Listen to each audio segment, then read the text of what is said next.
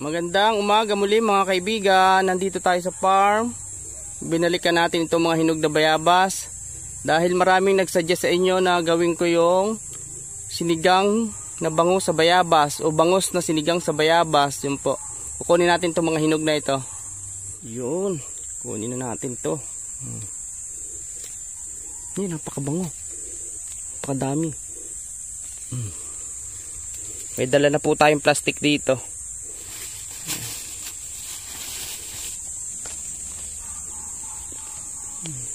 Saktong-sakto na to. Yun, bali ito na lahat po ang ating nakuhang hinog. Saktong-sakto yan sa ating bangus. At yun mga kaibigan, pagdating ko nga lang dito sa bahay, prepare ko na agad itong ating gagamitin sa ating gagawing bangus na sinigang sa bayabas. Yan. Bali meron na tayo dito talong, labanos, tsaka itong ating bayabas, binalatan ko na. Yun.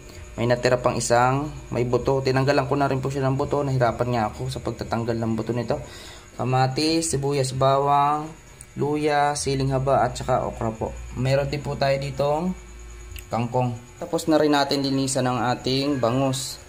Nagawa natin ng 8 hiwa. So ito, kita nyo naman napakalaki ng ating hiwa sa ulo. Alam nyo na kung kanino yan.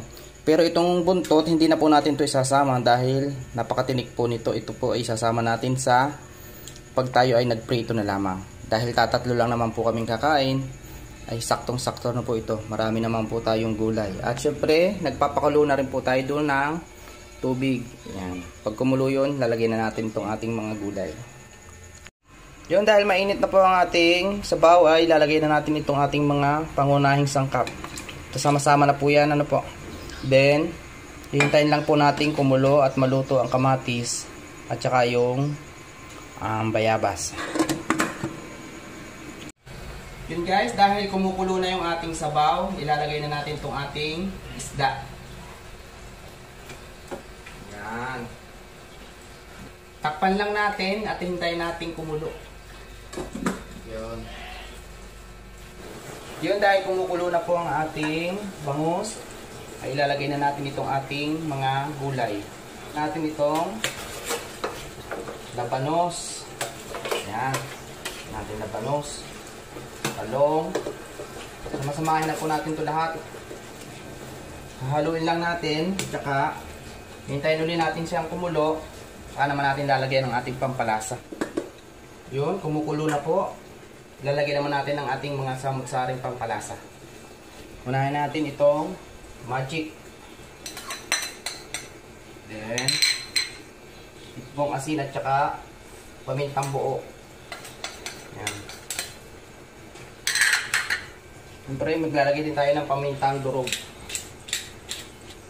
Yan. Yan, hahaluin lang natin. Napakabango na. Amoy bayabas. So, ilagay na natin itong kangkong natin. Panghuling gulay natin to. Puno ang ating kaserola. Ang daming gulay. Pakabango. Yan. Takpan lang muna ulit natin. Then, mga ilang minuto luto na to. Mabilis lang maluto yung gulay. Yun, luto na po yung ating sinigang sa bayabas na bangus. Titikman natin.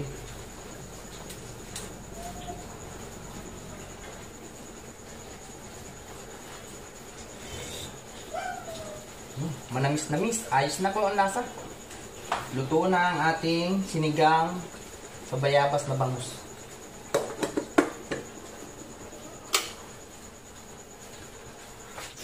Yun, kakain na po kami. Ano lasa? Tamis. Matamis.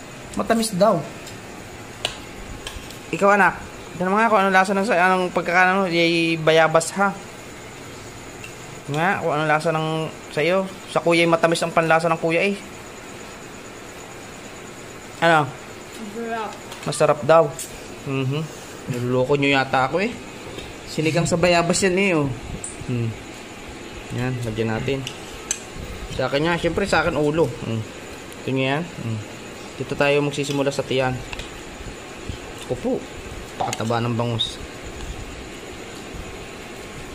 Gusto yung nakita. Masarap nga.